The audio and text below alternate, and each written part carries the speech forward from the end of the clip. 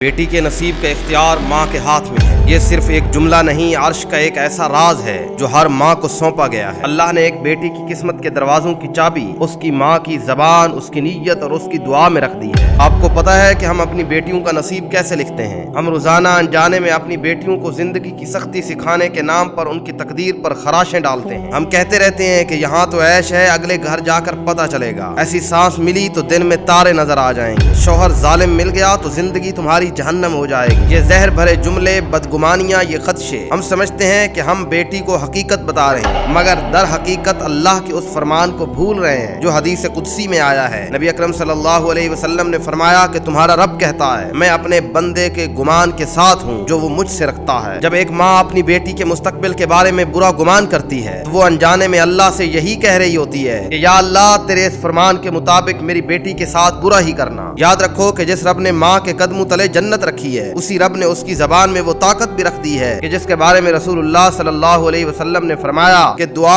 तकदीर को बदल देती है। आप जानते हैं कि अपनी बेटी का नसीब कैसे संवारें? जब आप अपनी बेटी को देखें, उसे कोई काम सिखाएं या उसे उसके मुस्तकबिल के बारे में तैयार करें, तो अपनी जबान पर ये अल्फाज लेके आएं कि मेरी शहजादी, तू जिस घर भी जाएगी वहाँ इज्जत पाएगी। अल्लाह तुझे ऐसी सास देगा जो तुझे अपनी बेटी समझेगी। तेरा शौहर तेरा लिबास बनेगा, तेरा साया और तेरा मुहाफिज होगा। तेरे कदमों में बरकत है, तेरे हाथों में रहमत है। जब एक माँ पूरे यकीन और अच्छे गुमान के साथ ये दुआ करती है तो तकदीर के कलम का रुख बदल जाता है, क्योंकि कुरान का वादा है, मुझसे दुआ करो मैं तुम्हारी दुआ कबूल करूंगा। ऐ माँ, तेरी जबान से निकला हुआ हर लफ्ज या तो तेरी बेटी के लिए फूलों का रास्ता बनता है या कांटों का बिस्तर बनता है। अब इंतखाब तेरे हाथ में है। और मैं सुनने वाली तमाम बेटियों से कहूंगा, आज जो कुछ भी तुम अनजाने में सुन रही हो, उसे अपनी औलाद की तकदीर न बनने देना। इस सिलसिले को यहीं खत्म करने देना। जो तलखी तुझे मिली है उसे आगे मिठास बनाकर मुंतकिल करना। जिंदगी, मौत और रिस्क अल्लाह के हाथ में है, मगर दुआ, गुमान और जबान, ये वो ताकत है जो अल्लाह ने माँ को अता की है। तो अपनी इस ताकत को अपनी औलाद के खिलाफ इस्तेमाल न करो, वरना अनजाने में तुम अपनी औलाद को अजाब में मुब्तला कर बैठोगी।